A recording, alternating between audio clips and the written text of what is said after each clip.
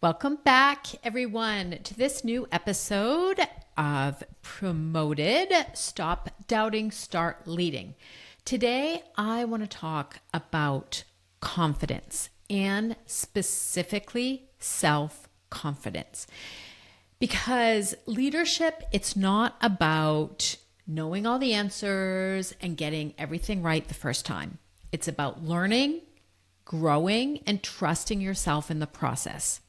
And self-confidence is at the heart of that trust. Before we dive in, I'd just like you to think about a couple questions.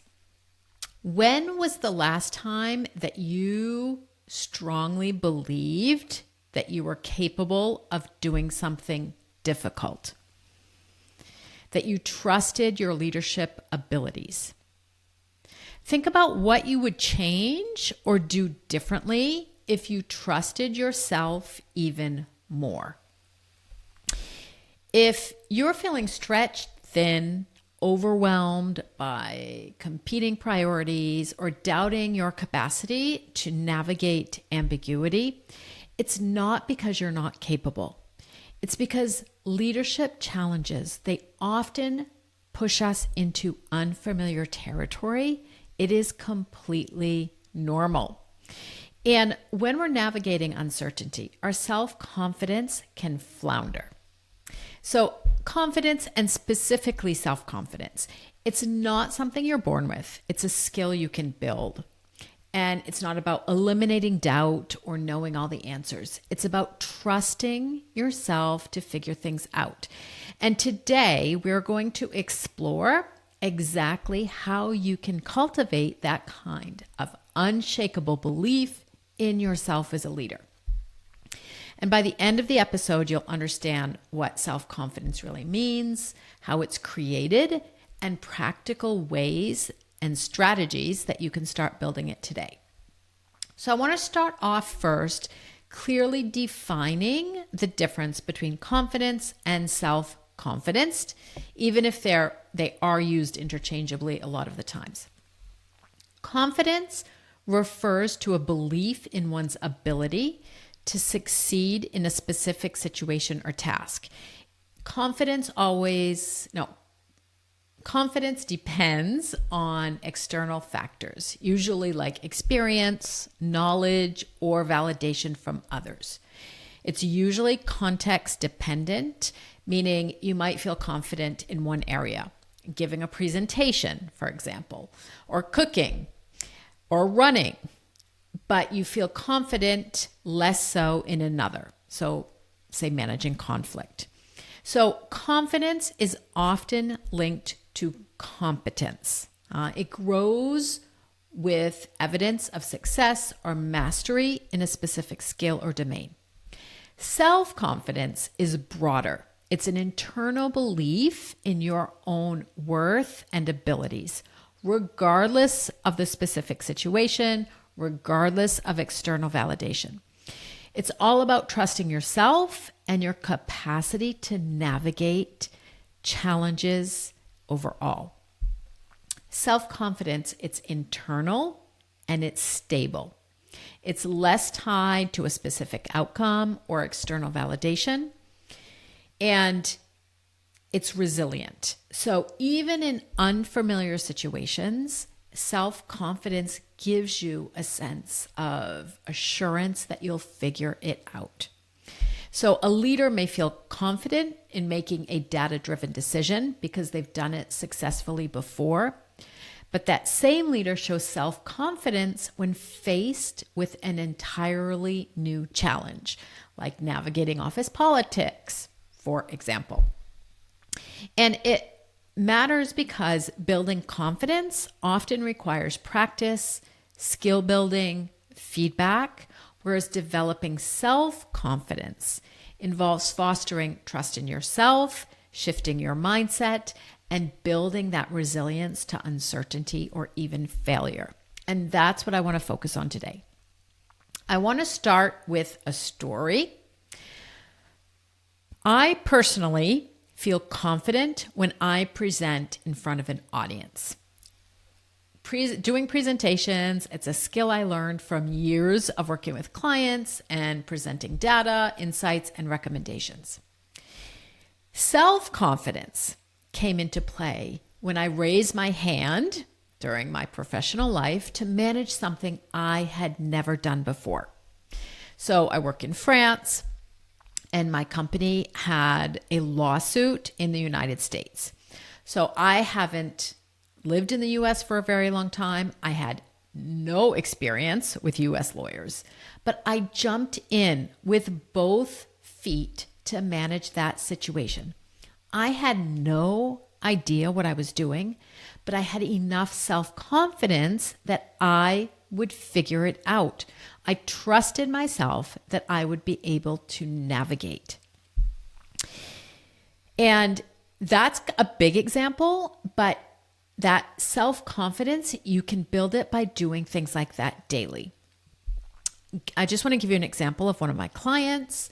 So she's a foreigner, she lives in a given country, and she'd always rented. And the owner asked her to leave because the owner wanted to take the place back. So my client decided that she needed to purchase, and she had to figure out how to work with notaries, real estate agents, bankers, and had enough self-confidence that she had no idea what she was doing, but she trusted herself enough to figure it out. And I'm not saying it's easy, especially in today's workplace. It's fast, there's a lot of pressure, and you might feel like you're constantly proving yourself or trying to meet impossible expectations. But confidence and building that self-confidence requires you to feel uneasy and to confront discomfort. It means accepting that you are not perfect and that you will make mistakes. It means choosing to believe in your ability to grow through those challenges. And that's exactly the point. Self-confidence can be built. And so I just want to walk you through a framework and a process on how you can do that and how you can think about it. Simply put, it starts and ends with your thoughts. So think about a very specific situation, something that you were extremely scared to do. I don't know, ask for a raise, fire an employee, negotiate something with a supplier. When you think about a situation, your brain is automatically feeding you thoughts about it. Thoughts could be something like this. This is going to be so hard. I will never be able to do this. I am going to fall flat on my face. Those are all thoughts, and they shape how you feel. So if you are thinking, this is going to be hard, I will never be able to do this, I'm going to fall flat on my face, then of course you are not feeling self-confident. You are feeling dread or doubt. So thoughts directly influence your feelings. So what you're telling yourself shapes how you feel. So the first point is becoming aware of what you are thinking and recognizing that you have the power to change your thoughts and choose thoughts that serve you. Because most often your brain is on autopilot and your thoughts are not supporting you. Self-confidence, simply put, is an emotional state created by intentional, empowering thoughts. Thoughts like, I trust myself to figure this out. No matter what, I have my own back. I can do this. Those thoughts generate feelings of self-confidence. And when you are feeling self-confident, you are going to take action that is decisive, impactful, and you will be showing up with an energy that is completely different than if you're showing up feeling doubt or dread. So the way you talk to yourself matters. And most of us have this running inner dialogue. I like to call it the background music that's playing in our head that often leans towards self-criticism or doubt. So if you notice your thoughts coming up, as in, I'm not ready for this, I will fail, that will directly impact your ability to lead with confidence. So I suggest that you take 5 minutes to do a thought download. Write down everything that you are currently thinking about yourself as a leader. Read through what you have written and identify 1 or 2 thoughts that are absolutely not serving you, that are not helping you, thoughts that are holding you back. And ask yourself, how can I evolve these thoughts to create a bigger sense of self-confidence? So I'm just going to give you a couple of examples. If you read what you have written and you see thoughts like, I'm overwhelmed, that would be the original thought, and you can change it to an intentional thought. I prioritize and tackle challenges with clarity. Or maybe you're thinking, I'm going to fail. Then it's taking that thought and choosing thoughts like, I am going to do my best and learn something in the process. And it's not just choosing a new thought, it is practicing the new thought. It is thinking it over and over. It's writing it on a Post-it and putting it on your computer, or it's writing it in a note app on your phone, or it's having, putting it in big letters on your wall. Build belief in yourself by thinking thoughts that serve you.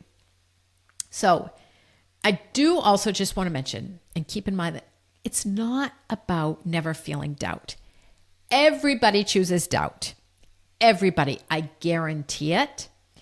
It's about choosing how you respond to it that matters. So I want to also give you 2 other strategies that can help strengthen your self-confidence. So the first one is learn to reframe failure. Failure isn't the opposite of success. Failure is part of the journey. Instead of seeing something that happened as a setback, view it as an opportunity to learn and grow.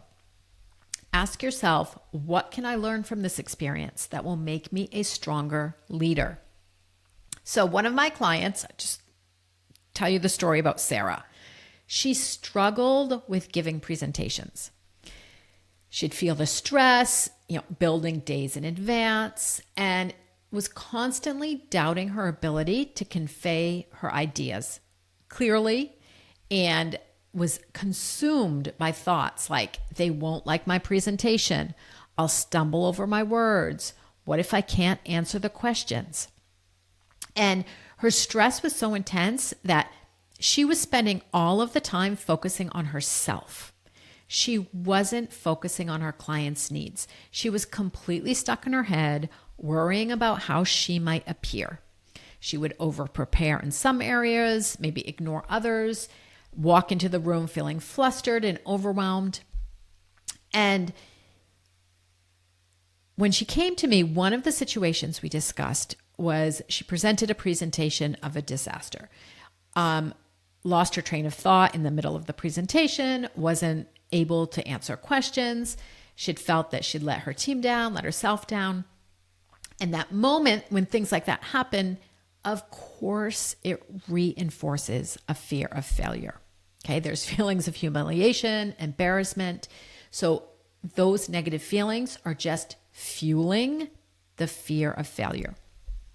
And she believed that she simply wasn't cut out to be at that level of client interactions. So the first thing that we did was reframe her view of failure. Okay. I asked her to reflect on what that horrible presentation was like and at least identify one thing that she had done well. And it was really hard at first because the brain immediately goes to everything we did wrong. But eventually she acknowledged that she had built strong, clear slides, had communicated some of her ideas effectively. And from there, once she realized that it's not all black and white, then we can work on the mindset. And I helped her shift, and this is what I am suggesting to you, from something like, they won't like my presentation, to a thought like, I can prepare in a way that sets me and my client up for success. So when she saw the presentation as an opportunity to serve her clients rather than a test of her self-worth, that completely took some pressure off. And the focus is on the client and not herself. So we worked on deliberate thought choices, replacing those self-doubt and those sabotaging thoughts with beliefs like, I'm prepared and I'm capable of delivering value. And working on that and believing those thoughts helped Sarah completely change to how she viewed presentations, completely changed how her clients saw her, how her team and her boss saw her. She had a sense of ease, even enjoyment in doing presentations. And it's going through this process of, one, recognizing that not everything is bad, and two, working on your mindset and how you think about it will completely build the foundations of self-confidence. So the second strategy is to celebrate wins. No matter how small, I always suggest celebrating wins because self-confidence grows when you recognize your progress. Self-confidence grows when you recognize your progress and you build evidence for your brain that things are working. It is how I start all of my coaching sessions. I ask my clients, what are you celebrating this week? What have you accomplished? Tell me, why are you an amazing leader? And the reason why I ask this question, first of all of my clients find it very, very difficult to answer those questions because the brain is trained to focus on everything that we do poorly. And we move from challenge to challenge also without taking time to acknowledge how good a job we are doing. Big or small, every win matters. So that is a question that I work on with my clients. But I suggest something you can do very easily is keep a confidence journal. So either at the end of each day or at the end of the week, jot down one or two things that you did well, something you are proud of. And over time, you will see how much you are capable of. I had to do this also because I worked with somebody for 10 years. I absolutely love this guy. He was fantastic. But I don't think in 10 years, he ever gave me a compliment, like ever. I had to give and learn to give myself compliments. So if somebody is no longer there telling you every day how fantastic you are, you need to be your own cheerleader. Build evidence for your brain that you are capable. So let me just remind you that as we come to a close here, feeling uncertain or doubting yourself doesn't mean you're not capable. Every single leader faces moments of doubt, and you're never going to be able to eliminate those moments. But it is about navigating through them with the trust that you have your own back. And you're not alone in this journey. Your peers are in the same situation. And the fact that you're here listening to this episode also shows that you're already taking steps to grow. So I would just like to encourage you today to take 5 minutes to do the thought download exercise. Write down what you think of yourself as a leader and start evolving and choosing thoughts into ones that build confidence, because those small steps create big shifts over time. If you're ready to go deeper and want support in building unshakable confidence, schedule a call with me. Let's discuss where you're struggling and how I could possibly help. And we'll just create a plan, talk about which specific situations you are in where that confidence is wavering. And I guarantee you it is 100% possible to build self-confidence. And let me just leave you with this. You already have what it takes to lead with confidence. The key is believing in your abilities and trusting yourself to grow through every single challenge. You've got this. Now go be brilliant.